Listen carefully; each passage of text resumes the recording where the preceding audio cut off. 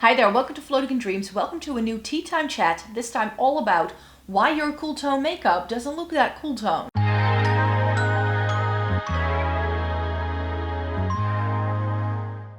Welcome to everybody watching today. Thank you so very much for joining me. Today we're doing a bit of a tea time chat. This is a monthly series that I like to do where I chat about subjects that I see going around in the beauty community and that I would like to give my 2 cents on.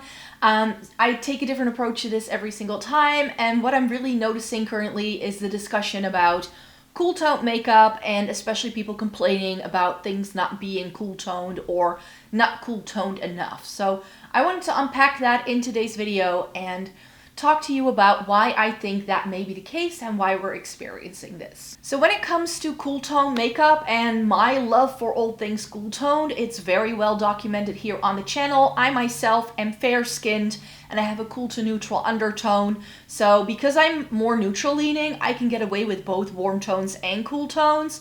But I do think that things can very easily look overly warm on me because I do pull a bit more pinky toned than I do yellow, you could say. So it is sort of like cool tone leaning, which is why on my skin I feel, especially when I swatch things out, things tend to look warmer toned than they would if someone had a warm undertone to begin with. So there's a couple of points I want to raise in this video. Your skin tone matters greatly in how things are going to look on you. But also I see that there are things within the makeup community where there is this call for cool tones and the brands say, hey, here's a cool tone thing, and then consumers feel like it's not cool toned enough. So I would like to discuss why that happens and how I feel about that. And the reason why I wanted to raise this issue is because I did a couple of cool tone videos last year, and I'm doing a couple of them again this year because I just love talking about cool tones. I love trying cool tones. I really enjoy cool tone makeup, and I have for years. So I've tried a lot. But what I noticed, especially for one of the more popular videos in the series I did last year, which is about cool tone nude lipsticks, I'll pop it up on the screen and link it down below so you can go find it. A lot of people in the comments were angry with me for it not being cool toned enough. And while I understand the criticism, what I disliked about a lot of the comments I was getting is that a lot of people were putting their criticism towards me and not towards the makeup brands for not making things that are cool toned. I was just showing you lipsticks that are nude, that either pull a little bit cool toned on me or that are cooler toned than other things I own. That was sort of the premise of the video. That was something I was very upfront and honest with, and I was trying to include cool tones for the entire spectrum of what you might find cool tone on yourself. So I wasn't trying to only show cool tones for people who have a cool undertone in that video, which is never my approach with my videos. I try to be as inclusive as I can. Yes, I try it all out on my own skin tone, but whenever I test out product, even if something doesn't work for me, I will always be the person to say like, hey, it may not work for me because it's far too intense, but if you have a deeper skin tone, this may work for you. Or, hey, I have dry skin, so that's why this didn't work for me, but if you have oily skin, you may love this. So I always try to come from the perspective of who may this product be right for, and I'm never trying to just find something that only works for me. I test out way too much makeup to only be able to focus on myself by now.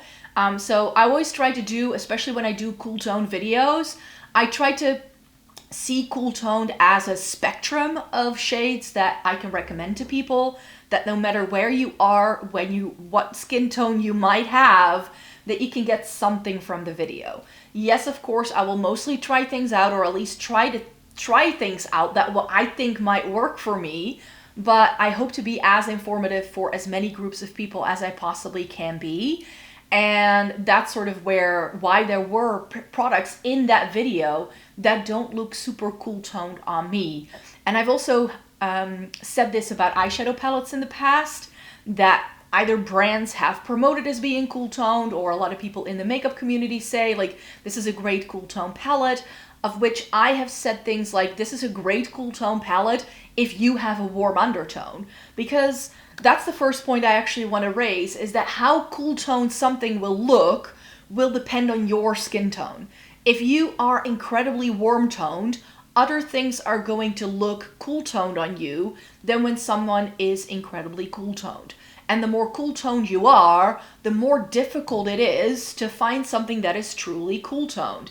And I find that because I promote cool tone makeup and because I love talking about cool tones, there are people who follow me who have an incredibly cool toned undertone themselves, but who then also want me to only talk about those things, which is not what I'm trying to do here. Not everything that's cool toned looks super great on me. Some things are too light or too ashy, even for someone with my fair complexion. So I do feel that what I'm trying to get you to do is to be as helpful as possible to help you find products that may work for you. So rather than being angry with me for showing products that aren't cool toned enough, be angry with the brands for not making them, or for brands only making things that are mostly warm tone, because that's something that I also want to point out in this video. 70, maybe 80% of all the makeup that's created in the world is warm toned. Not because brands don't want to make cool tones, but because cool tones are apparently a little bit harder to make, and they are also more expensive to make. So that's one of the reasons why we do get fewer cool tones. Now, a lot of people will say things like, yeah, but back in the day, when I was like in the 90s and in the 2000s, there were lots of cool tone makeup around. But even, like, this is well documented. If you follow Erin Parsons on TikTok or YouTube, she has documented the difference that, like, how shades in MAC, for instance, developed that were beloved in the 90s, something like Spice, and how it looks now. It's a world of difference. It's not even the same shade anymore. And that's because every single time, like, a brand will have, like, a sample of what the product used to look like, but then as pigments change, as formulas change, as legislation changes, they sometimes need to change things up and the prototype changes. And what has happened, for instance, with MAC Spice, is that over time, a little bit more warmth has gotten into that shade. The original Velvet Teddy that I used to own looks nothing like the Velvet Teddy that you can buy nowadays. MAC's Velvet Teddy was one of the first MAC lipsticks I ever owned. The new Cool Teddy shade that they launched is far closer to the original Velvet Teddy that I used to own. So that's why I do feel that makeup also evolves over time. Makeup tastes evolve over time, and that's where the beauty industry is gonna go. Who remembers the warm tone craze of the 2016, when we got Jaclyn Hill pretending to be like that orange could be a neutral. I've never understood that one. But you know, there's just makeup trends come in waves. But also, you know, the makeup industry follows those trends or tries to instigate those trends. And cool tones, everybody's saying cool tones are back. Everybody's saying it. But I haven't really seen it happening a lot within the makeup that is being sold. So maybe within the conceptualization of makeup, or where we as consumers want things to go, there's definitely a call for cool tones. But that doesn't mean that everything that every brand is going to do is all of a sudden going to be super cool toned. Also because, I'm not sure, but I've heard this before, for instance, a brand like Bobbi Brown has, at least when I first started shopping there, that was more than a decade ago, so I'm not sure if they still say this, but when a Bobbi Brown counter opened in my town, the makeup artist said Bobbi Brown foundations all pull a little bit yellow because that is the most universally flattering.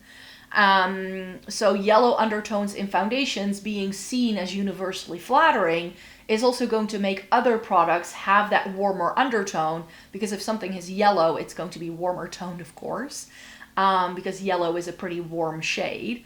And that will, of course, also influence your blushes and everything else that goes on top of it. But yeah, for a very long time, yellow is also seen as a shade that can neutralize things, for instance, that can pull certain things together sometimes, depending on how it's being used. And I definitely think that in recent years, as makeup techniques evolve and as makeup evolves, we've come to understand undertones and how things play together a lot better.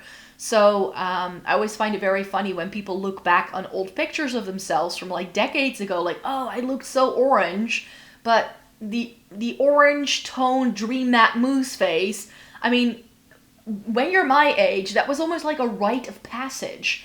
in like the late 90s and the early 2000s to be wearing a foundation shade that was a little bit darker than your skin tone, because then you look tan. You know? So I remember so many girls at my school being like that. I was never that person. I didn't start wearing makeup until well into my 20s.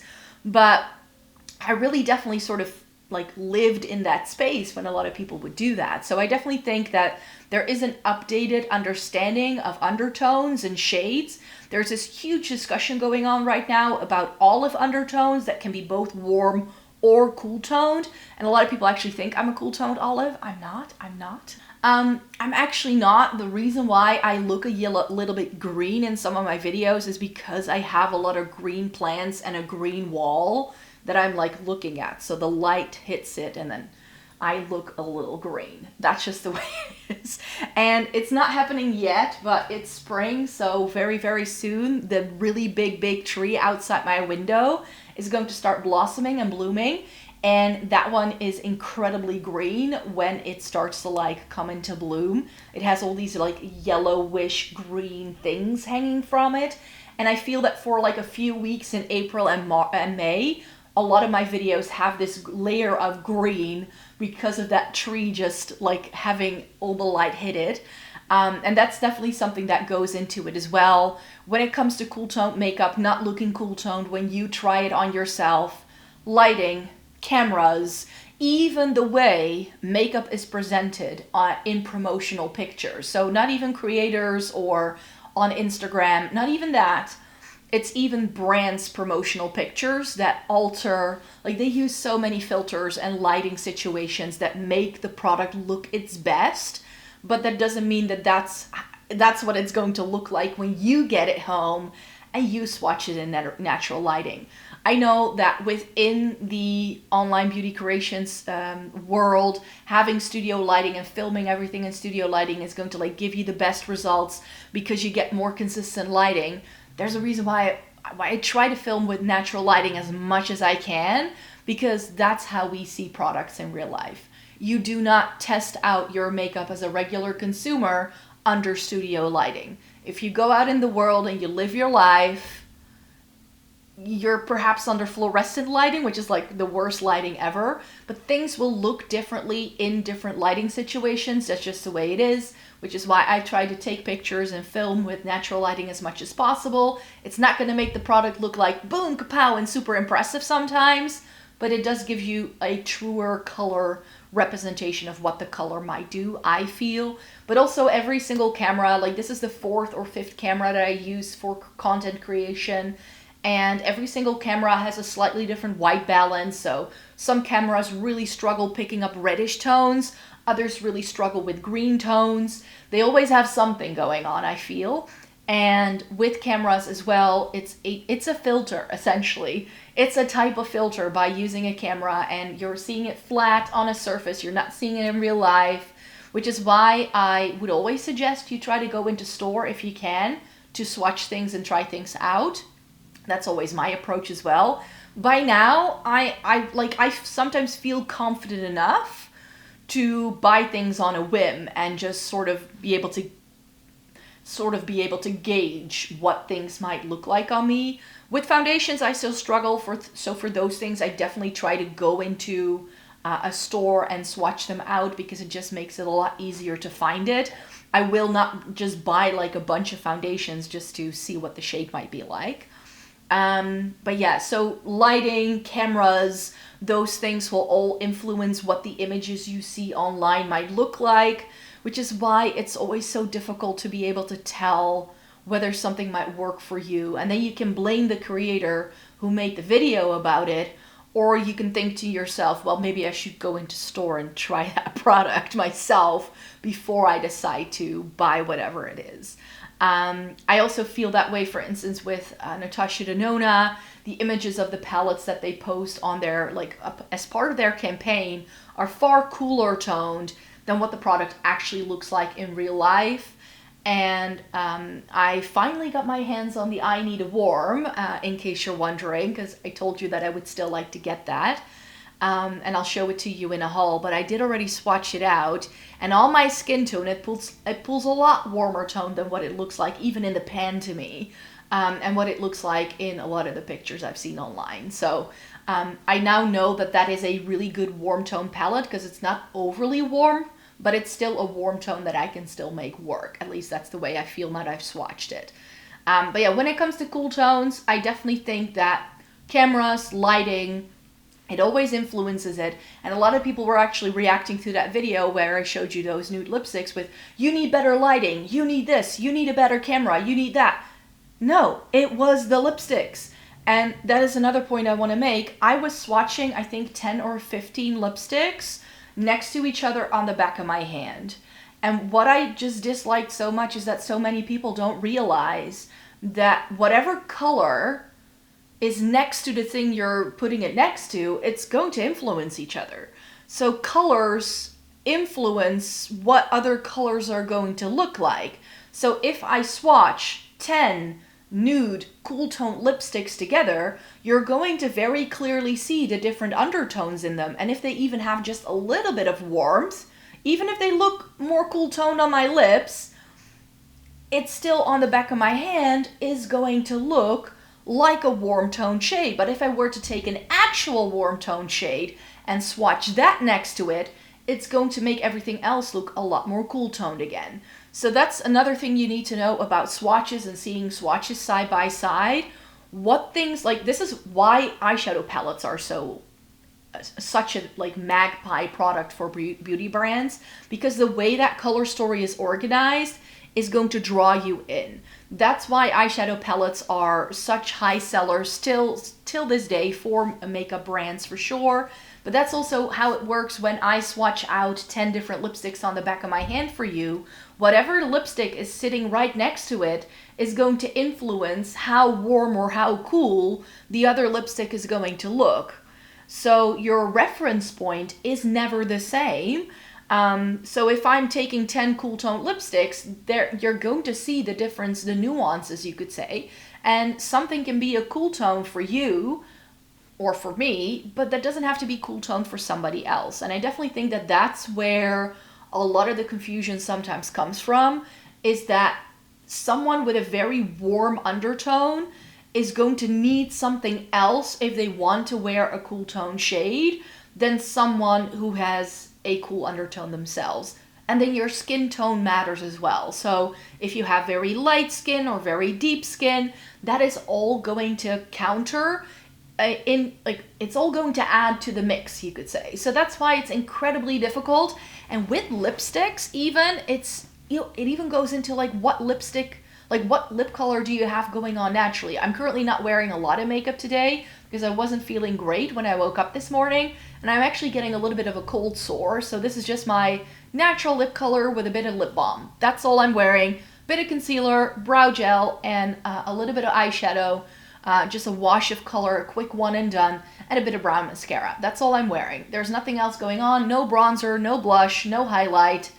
This is just it. But yeah, I'm not wearing anything on my lips.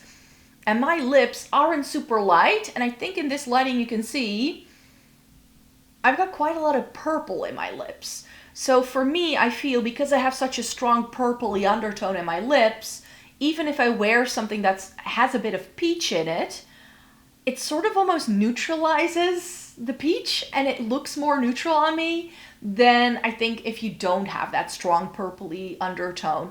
In fact, I remember way back in the day when I first got into makeup, concealer lips were the thing to wear. And everybody's wearing these really peachy nudes, like all these like concealer-y sort of shades, and I could not figure out why I couldn't pull it off. A, I'm too pale, I now know that.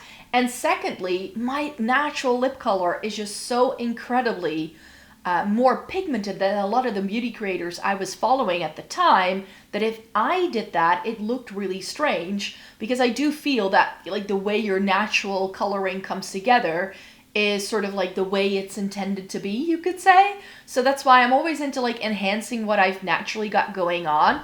And sometimes I want that very strong purpley undertone to be enhanced and have it be my lip color, but I don't always want that. I try to balance things out, whatever is going on my eyes or on my cheeks, and I try to like balance things out with my lipstick. I do really enjoy a very vibrant lip because of that. I really struggled finding good nudes for me for such a long time because a lot of the recommendations, a lot of the hyped up shades did not work for me.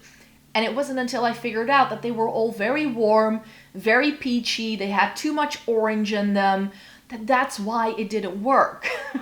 And when I did find shades that worked for me, it was always the things that a brand or other creators would call cool toned. Whether it was a mauve tone, whether it was something that was a nude, it was always fall into that more cool toned category. Which brings me to the next step. Yes, whatever you put next to each other is going to influence it. I already mentioned it, a lot of brands just put out warm tone things. Sometimes because that's how things developed over time, but also because it's what sells. It's what sells. If they put a purple blush shade out tomorrow, it's the thing that's not going to sell the best. Why? Because it's not as universally flattering. I hate those words, but that's just the way it is. If you go into a store, a makeup artist, unless you feel very confident, is not going to steer you towards those cooler tone shades. Also, a lot of cool tones, I don't know why brands do this, but a lot of brands make them super light or super dark, making it not as inclusive as some of those more mid-tone shades that seem to like be able to work for a range of skin tones. So because of sometimes like a really nice bright pink, it sometimes has a lot of white in, which if you then have medium to deep skin, it's going to look incredibly ashy, which is a critique you of course hear a lot of people talking about who have deeper skin tones when they try out K-beauty stuff. It's too ashy, it looks gray toned, this is not for me. K-beauty tries to achieve a very different beauty aesthetic, so that grayish white undertone actually goes within what they're trying to achieve with those makeup products. But that's why it's very exclusionary when it comes to cool tone shades. I feel like I can always find shades at the very, very deep end of the spectrum when it comes to like blushes and lipsticks that are cool toned, and I can find them at the very, very light end very often. The only thing we get is a bright pink. That's as far as it usually goes. But in the middle, I don't really get that many things. So if something is really, really deep and you're like me, sure, you can use a light hand and maybe sheer it out and make it work. But sometimes while you're half asleep and you're doing the makeup in the morning, you don't want to go through the faff. You just want a product that works for you. And that's, I think, the thing why cool tones are just an underdeveloped sort of part of the makeup industry, is that I think it's just harder to formulate. Apparently blue pigments that create a lot of cool tones are incredibly expensive. That's why, especially for instance at the drugstore, you are not likely to find a lot of products that have blue pigments in them. And that's also, for instance, why olive-toned foundations are very difficult to find, because you need that mix of the blue and the yellow, of course, to create the green undertone that's in there. So when it comes to those kind of undertones, yeah, I definitely think that that's much more challenging. But it's also like there's almost no effort, because I think that what brands, of course, try to do is they aim for what will sell. And what will sell is what the majority of people are going to buy, and not what is a little bit more niche, and then it's also more expensive. It doesn't make a lot of business sense for brands to put it out there. So I definitely think that the reason why you struggle to find good cool tones, especially if you have very cool toned skin yourself, is brands don't cater to it. That's step one. Step two, because brands don't cater to it, you just don't get too many things. And because you don't get too many things, not a lot of people are willing to try it, meaning it won't sell. So it's this catch-22 sort of situation. Because it doesn't happen, there isn't enough money available, that's why they don't develop them, that's why they don't sell well, and that's why we sort of keep going around in circles like this.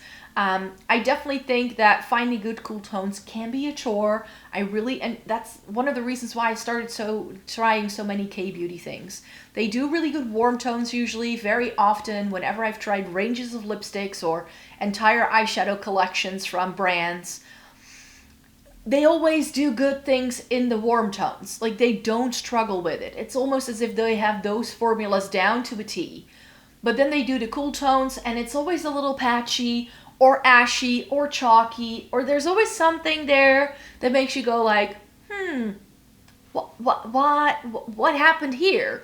And that's another thing that I feel a lot, especially with indie brands sometimes, whenever they do swatches. A lot of brands nowadays, of course, swatch on different skin tones because we've had a big call for it to also be swatched on deep skin, which I think is excellent. But very often, the undertones of the people they swatch on is warm toned. So how is that a good representation of what these colors are going to be like? Because that palette is going to look different on someone with cool toned skin. It just is. So yeah, do we need to expand makeup even more to include cool tones and all the different undertones of the world? I don't know. I also sometimes feel that having 50 shades in a foundation range is incredibly frustrating because it makes it really, really difficult to find what you might actually need. And I definitely think that it's sort of like, I think also because makeup is such a popular product, that's why instead of like consumers buying products that will help them to mix to get the right shade, which I think is the way it was like 10 to 15 years ago when I really got into makeup, that was sort of the advice you would get. Like if a foundation was too dark for you, the advice was buy a white foundation and lighten your foundations. Or if a foundation range wasn't dark enough for you, get a mixing shade that's going to work. That was the advice. I remember at the time, creators were buying those cream palettes from Makeup Forever that had all the different colors in that allowed you to make your own lipstick colors, but also had like a white and a blue, and that you could like mix your own foundation shade. Like that was the thing. Around like 2013, 14, that was like where we were at. And I feel that nowadays it's like the exact product also needs to be there. And I definitely think that that's been a shift in the past few years where consumers say, no, I only want this. My foundation shade needs to suit me out of the bottle. And I'm not entirely sure whether that's going to be feasible. And if I see how difficult it has become to shop for certain products, if we start applying that to every single makeup products that's there, so lipsticks, blushes, bronzers, everything, I think that we're gonna need like warehouses filled, like a Sephora needs to be like 5 times the size they are now, just to be able to have all of those shades there and have, be able to swatch things and try them out, which, I'm not entirely sure whether that's going to be feasible as well, especially with, online being more and more prominent in terms of retail. I'm not entirely sure that's going to happen anytime soon. So I'm not sure how you guys feel about this, but these are just my 2 cents. Cool tones are there. Yes, they're hard to find. No, not everything that's labeled as cool toned is going to look cool toned on you.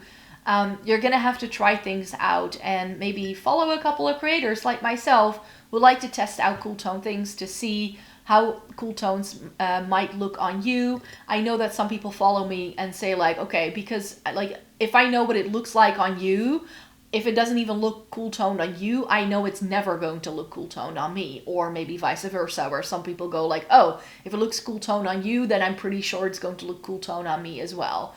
So there's definitely that. Try to follow the right people. Try to find the right products. Don't just go by the shades. Don't fall for the hype. I definitely think that a lot of people, when those MAC lipsticks, like the new NUDE line came out, I mean, it was 90s inspired. But everybody's pretending like the 90s were incredibly cool toned. They weren't.